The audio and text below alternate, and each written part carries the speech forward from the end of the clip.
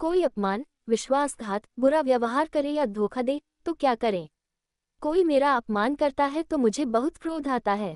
जन्मों जन्मों से हमारे कर्म जमा हैं, जिनमें से कुछ शुभ कर्म और कुछ अशुभ कर्म लेकर हमारे इस शरीर की रचना की गई है। जब तक ये शरीर रहेगा, सुख दुख आते रहेंगे। हमें ऐसे लोग मिलेंगे जो हमें सुख पहुंचाएंगे और ऐसे व्यक्ति भी मिलेंगे जो हमें दुख पहुंचाएंगे। जब कोई हमारे साथ दुख पहुंचाने वाला व्यवहार करता है तो वो हमारे कर्मों का ही फल है। इसमें सामने वाले की कोई गलती नहीं है, वो तो बस आपके कर्म को खत्म करने आया है और वो आपका सहयोगी है। आपके जीवन में कुछ ऐसे लोग होंगे जिनसे मिलकर आप आनंदित हो जाएंगे। वे लोग आपके शुभ कर्म खत्म करने आए हैं। और कभी ऐसे लोगों से भी पाला पड़ेगा जो आपको दुखी कर देंगे। ऐसे लोग आपके अशुभ कर्म खत्म करने आए हैं। अध्यात्म आपको किसी की निंदा करने की अनुमति नहीं देता। अगर कोई आपकी निंदा करे तो उसे सह जाएं। हमारे प्रभु सबके हृदय में बैठे हैं, वो सब पर शासन करते हैं। जो दुष्ट लोग संसार का विनाश करना चाहते हैं, उनके पास अस्त्र शस्त्र भी हैं और सैनिक भी हैं, पर वो कुछ कर पाते हैं क्या? वो उतना ही उत्पात मचा पाएंगे जितना मचना है। ये प्रभु की विनाश लीला होती है। वही प्रभु किसी के हृदय में बैठकर आपका भला करने के लिए आपके साथ बुरा करवा रहे हैं। जैसे एक बच्चे को उसकी माँ, जो उसका ऑपरेशन करवा रही हो, बुरी लग सकती है। वो सोच सकता है कि मेरी माँ कितनी कठोर है जो जानबूझकर मुझे इन डॉक्टरों से इतना कष्ट दिलवा रही है। लेकिन वो उसका रोग दूर करवाकर उसे स्वस्थ करने के लिए ऐसा कर रही है।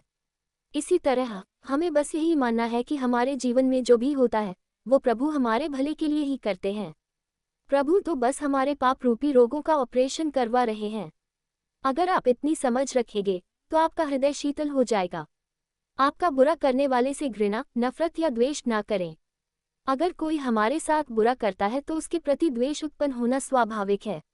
लेकिन अगर हम आध्यात्मिक मार्ग पर चलने का प्रयास कर रहे हैं तो इसे आसानी से बदला जा सकता है। हमें सोचना होगा कि हमारे साथ हो रहे बुरे व्यवहार का कारण क्या है। आपको सामने वाले की क्रिया पर ध्यान नहीं देना।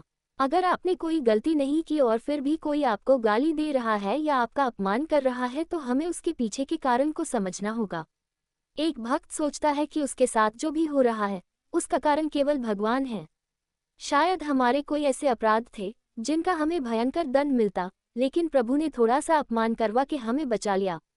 अगर आप लोगों के द्वारा की गई क्रिया पे ध्यान नहीं देंगे तो आपको उनसे द्वेष नहीं होगा। अगर आप दूसरों की क्रिया पर ध्यान देंगे तो आपको गुस्सा आएगा। अगर आपने उस गुस्से में आकर कुछ किया तो ये नया कर्म बन जाएगा और आपको उसका फल भुगतना होगा। थोड़े से क्रोध में आकर लोग दूसरों का नुकसान करते हैं और यहाँ तक कि किसी की हत्या भी कर देते हैं। लेकिन ऐसे लोगों को यहाँ का और प्रभु का कानून दंड देता है और वो जीवन भर अंदर से जलते रहते हैं। 1 मिनट की असावधानी आपका जीवन नष्ट कर सकती है। जब आपके साथ गलत हो रहा हो तो अपना सिर झुकाकर वहां से चले जाएं। जब आप ऐसे चलेंगे तो प्रभु आपकी रक्षा करेंगे। आप जिनके सामने से सिर झुकाकर निकलेंगे, प्रभु उनका सिर नीचा करवाकर ही छोड़ेंगे।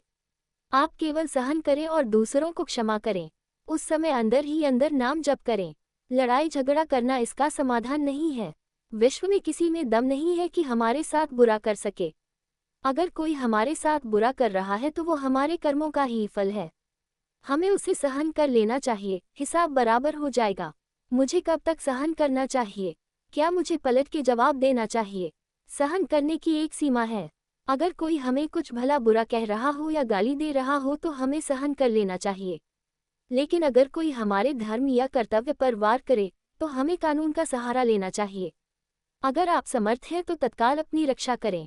अगर आप एक महिला हैं और कोई आप पर बुरी दृष्टि रख रहा है या आप पर आक्रमण करता है तो तुरंत खुद को उस स्थिति से बाहर निकालने का प्रयास करें और फिर इसकी रिपोर्ट करें और कानून का सहारा लें। कंस अपनी बहन देवकी जी को स्वयं रथ में लेकर विदा करने जा रहा था और उसी समय ये भविष्यवाणी हुई कि देवकी जी का पुत्र कंस की मृत्यु का कारण बनेगा। कंस ने देवकी जी को मारने के लिए अपनी तलवार निकाल ली। वसुदेव जी समझ गए कि वह समय बल से नहीं बल्कि बुद्धि से काम लेने का था। उन्होंने कंस को अपनी हर संतान सौंपने का वचन दिया। अवसर देखकर अपने बल, बुद्धि या कानून की सहायता से अपनी रक्षा करें। अगर अपने ही लोगों में कोई आपका शोषण कर रहा हो तो उसे न सहें।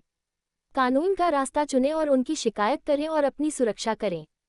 छोटी मोटी चीजें जो सही जा सकती हों, जैसे पति पत्नी के बीच में अनबन या परिवार में मनमुटाव, उन्हें सहन करें। लेकिन अगर आपको लगता है कि कोई आपके जीवन और धर्म का नाश कर सकता है, जैसे अगर आपके पति या पत्नी गलत मार्ग पर निकल पड़े हों, तो ज़रूरत पड़ने पर तलाक डाइवोर्स भी एक रास्ता है। कई जगह देखा गया है कि खुद के परिवार वाले ही बच्चों का शोषण कर रहे थे। ऐसी परिस्थितियों में सावधान होकर और कानून का सहारा लेकर अपनी रक्षा करना जरूरी है। निष्कर्ष, नाम जप करें, परमार्थ का आश्रय लें, सहनशील बने, प्रभु आपकी सहायता करेंगे। यहाँ कोई किसी को सुख दुख नहीं देता, सब बस अपने कर्मों का फल भोग रहे हैं। अपने कर्मों को भोग लें और नाम जप करके अपनी अगली फसल अच्छी कर लें। जो आपका अपमान करे, जो आपको धोखा दे या जो आपके साथ विश्वासघात करे, अगर उनके साथ बुरा हो तो आप खुश ना हों। वो भी अपने कर्मों का फल ही भुगत रहे हैं। आप प्रभु से उसके भले के लिए प्रार्थना करें। इससे उसका कल्याण हो ना हो, आपका कल्याण जरूर होगा। लेकिन अगर आप उनकी दुर्दशा देखकर खुश होते हैं तो ये नया चिंतन और द्वेष आपको बाद में अंदर से जलाएगा।